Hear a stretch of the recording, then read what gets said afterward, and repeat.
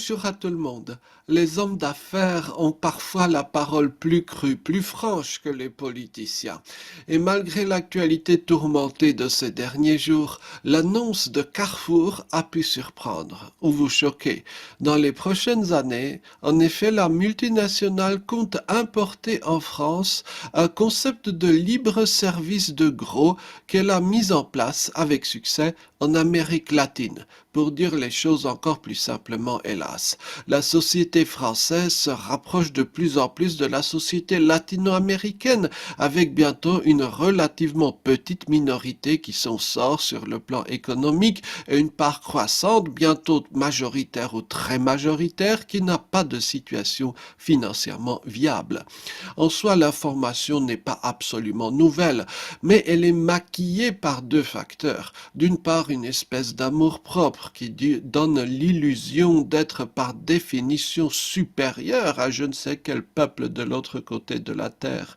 Et d'autre part, la communication gouvernementale qui affirme sans relâche qu'on va y remédier, que grâce à telle ou telle politique on va s'en sortir, bien sûr tous ensemble avec le politicien qui finance la campagne de communication. Mais soyons réalistes, la situation budgétaire de l'État ne permettra pas de hausse significative des aides sociales et autres budgets de cohésion au sens le plus large. Le taux de prélèvement obligatoire en France est déjà le plus élevé du monde occidental et par suite l'économie française pourrait être d'un fonctionnement comparable à celle de l'URSS, en bien d'ailleurs comme en mal. Pour lutter de façon efficace contre le déclassement d'une part croissante de la population, il faudrait doubler, tripler les budgets sociaux, ce qui est mathématiquement impossible. Que l'on y songe, si l'on invite une seule fois chaque Français au restaurant, je dis bien une seule fois, un milliardaire serait ruiné, et il n'y a pas tant de milliardaires que cela. Par ailleurs, des myriades d'experts en tout genre, avec parfois une pression considérable de l'échelon politique, ont essayé toutes les combines, ont épuisé toutes les astuces de l'action publique.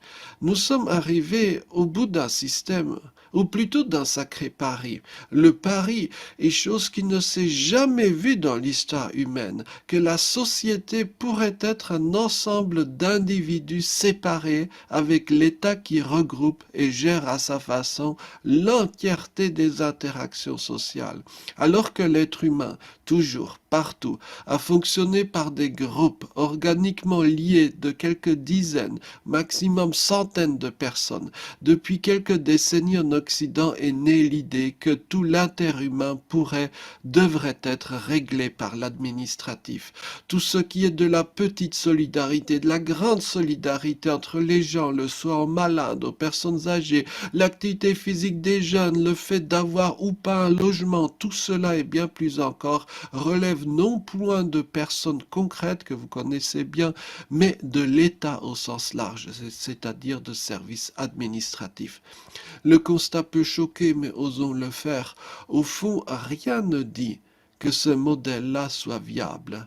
La dégradation continue et visible du cadre de vie, la hausse vertigineuse du nombre de personnes hors circuit, tout cela ne peut pas être simplement attribué à des faiblesses humaines de tel ou tel responsable public. C'est face à un saut dans l'inconnu que nous nous trouvons et que nous retardons, mais qui pourrait nous faire le plus grand bien. Merci beaucoup, à bientôt.